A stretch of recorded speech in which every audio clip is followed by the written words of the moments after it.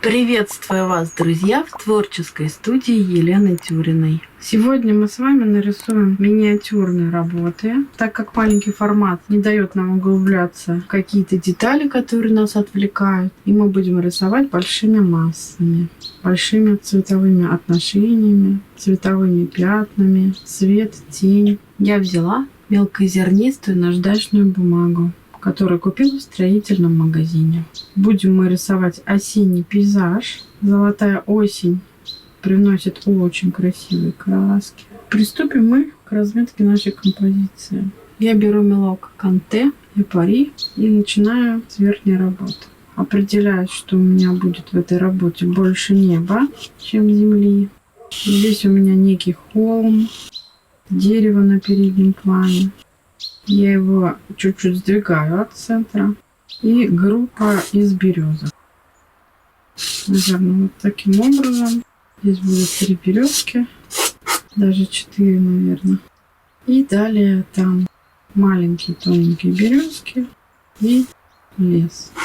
Вот такая композиция, в принципе, меня устраивает. Теперь мне нужно положить основные цвета, более темные, чем они у меня будут внутри, так как я собираюсь сделать спиртовой подмалевок с такими большими отношениями.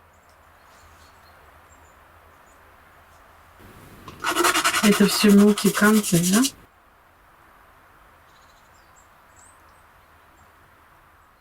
Где-то добавим темноватые оттенки, чтобы сразу понимать, где у нас все-таки есть тень. И, наверное, можно приступать, собственно, к самому подмалевку спиртом. У меня имеется технический спирт, который я сейчас перелью в стаканчик. Мне нужно чуть-чуть. Вот этого количества достаточно. У меня есть кисть щетина.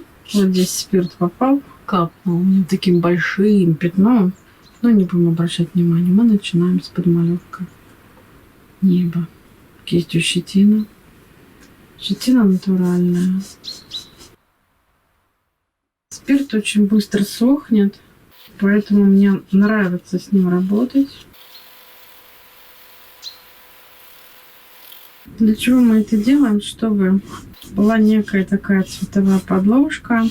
Так как работаешь, когда на наждачной бумаге, пастель потом проседает, и видно только черную подложку нашей наждачной бумаги. Ждем высыхания.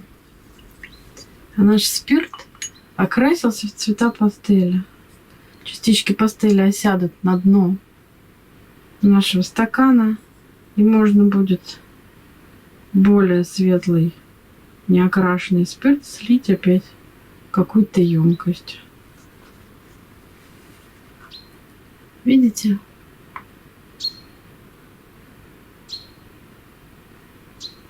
Спирт высыхает. А так как наждачная бумага влагостойкая, то лист наш не коробится. Помните, я рисовала на бумаге для пастели акварели «Соленый ветер Венеции» бумага палаццо, она сильно коробится. Поэтому я теперь фиксирую все по всему периметру. Начинает постепенно просыхать наш подмалевок. Но пока еще недостаточно просох. У меня вместо планшета коробка из-под обуви. Планшет на этот раз я забыла захватить из дома. При намокании солярный скотч отходит от наждачной бумаги, поэтому, возможно, будет какое-то затекание по краям. Но небо можно уже начинать, так как оно более просохло. Я беру мелок Канте. Мне нравится очень вот этот цвет. В небе присутствуют розоватые оттенки. Даже облачка.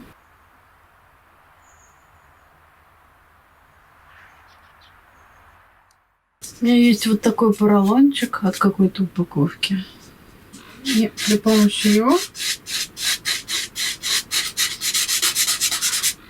Я немного растушую наше небо.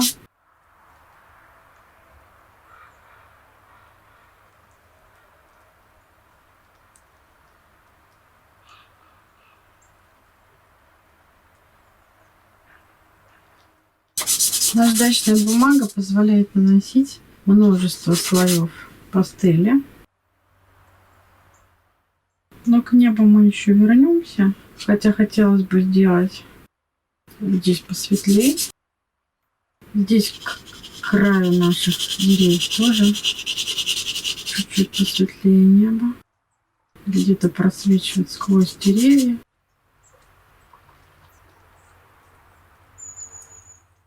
Общий тон неба у нас получилось набрать. Теперь я приступлю к дальним деревьям. Набираем массу основного цвета. Не забываем о том, что там есть свет и тень. Там есть и холодные оттенки зеленого. Конечно, в канты не хватает темных оттенков. Здесь главное не увлечься деталями. Наше золотое деревце на переднем плане.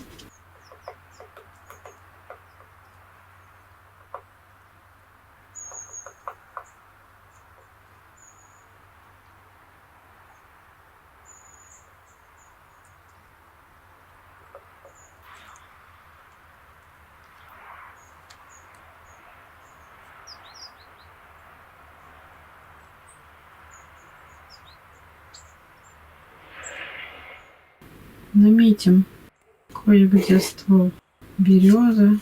Он то появляется, то исчезает. Там второй ствол, чтобы не потерять структуру дерева. Вот где-то он то вспыхивает. Здесь тоненькая березка. Здесь еще одна березка. То теряется в листве ствол. Но на дальнем плане не такие явные уж березы. Но они там есть. Добавляем тени, формируя кроны наших березок.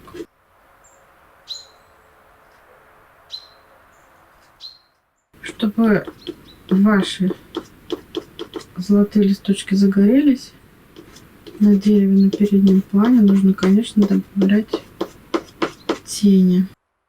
Там есть много и теплых оттенков, и холодных.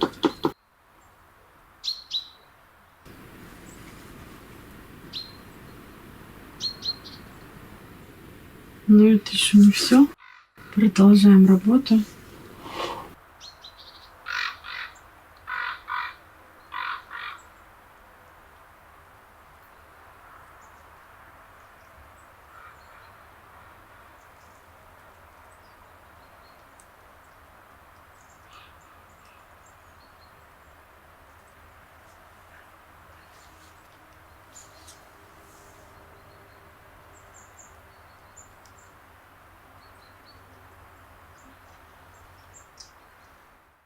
Вроде бы эта работа у нас маленького формата, но она требует все равно какой-то законченности. Сейчас мы поработаем еще со светом. Добавим золото в листву. Я взяла карандаш Contemporary. Ну, где? Конечно, без планшета трудно рисовать, но мы постараемся.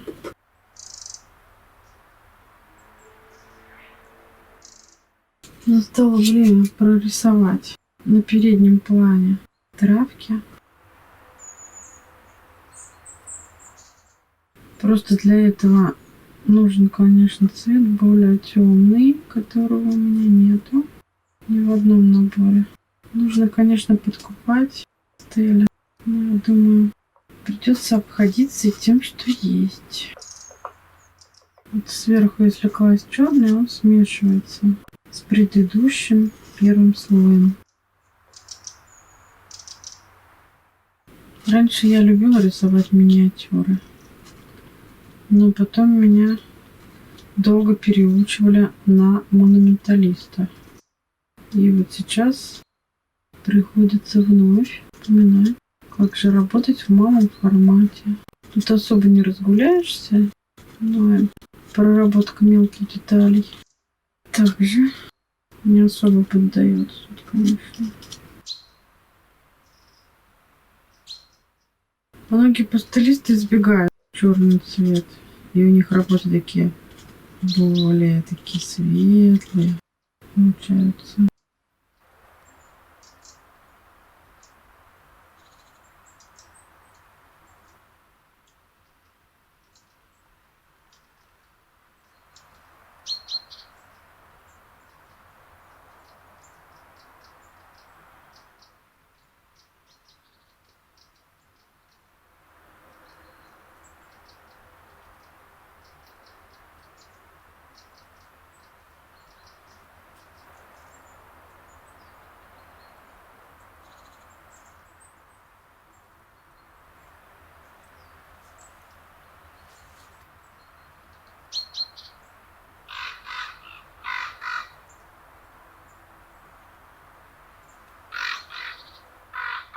Вот такой вот первый пейзажик у нас получился.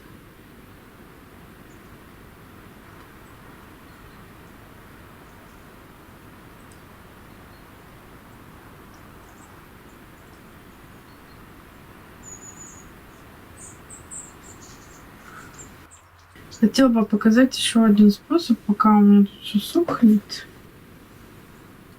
Например, мы хотим показать, что там трава у нас, да? Кое-где.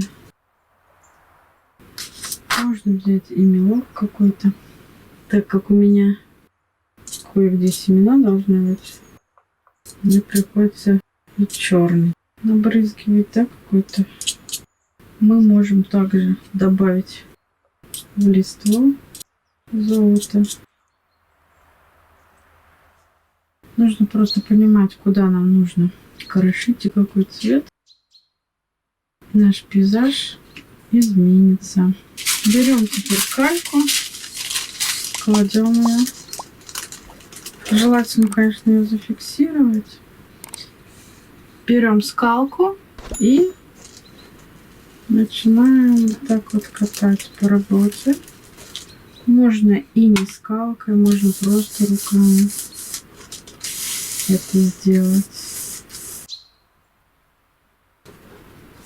Вот такой эффект получился. Конечно, больше мультяшный, но это всегда работает.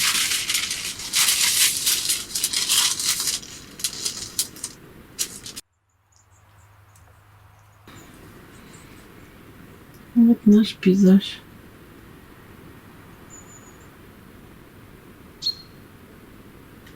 Техника очень интересная.